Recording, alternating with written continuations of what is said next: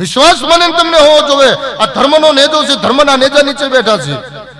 ધર્મ વધે પછી ધન વધે, ધન વધે તમારું મન વધી જાય, મન વધે તો સમાજમાં તમારું માન વધે, પછી બધું વધ જાય. પણ ધર્મ ઘટે પછી ધન ઘટે, ધન ઘટે તમારું મન ઘટી જાય, મન ઘટે તો સમાજમાંથી, ગામમાંથી, ગુજરાતમાંથી તમારું માન ઘટે, પછી બધું ઘટ જાય.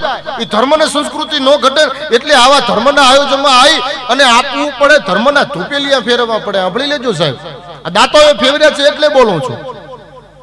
બાકી દુનિયા જીવે છે, સાંભળી લેજો, દુનિયા ગોળ ગોળ જ જીવે છે. એક જણો ભજીયા ખાઈ ગયો, હમણાં અમારા એરિયાની વાત કરું, એક જણો ભજીયા ખાઈ ગયો, પછી દવાખાને ગયો કે સાહેબ બે દિવસ પહેલા ભજીયા ખાધા હતા તો બીજી નાની મોટી દવા કરી પણ કઈ ફેર ન પડ્યો.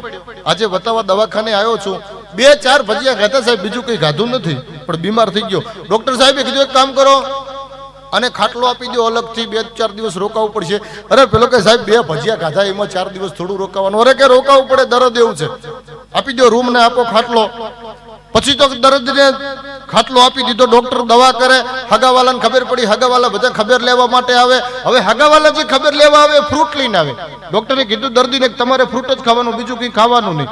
હગાવાલા ખબર લેવા આવે, ફ્રૂટ લઈને આવે, એટલે દર્દી ફ્રૂટ ખાય અને હગાવાલા ખબર લઈને પાછા દવાખાનાની નીચે જઈને પાછા ભજીયા ખાય.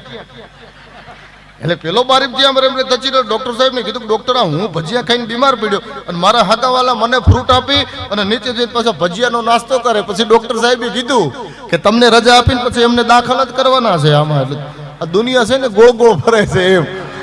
એટલે જીવન જીવવા અને લાયક બનવા માટે પ્રયત્ન કરવાનો છે યાર. ઉંમર લાયક તો ખાટલામાં પડ્યા થઈ જાય. સાંભળો, ઢોર સારતા ઉંમર લાયક થઈ જવાય, નોકરી કરતા ઉંમર લાયક થઈ જવાય, મસાલા ખાતા ઉંમર લાયક તો થઈ જ જવાય.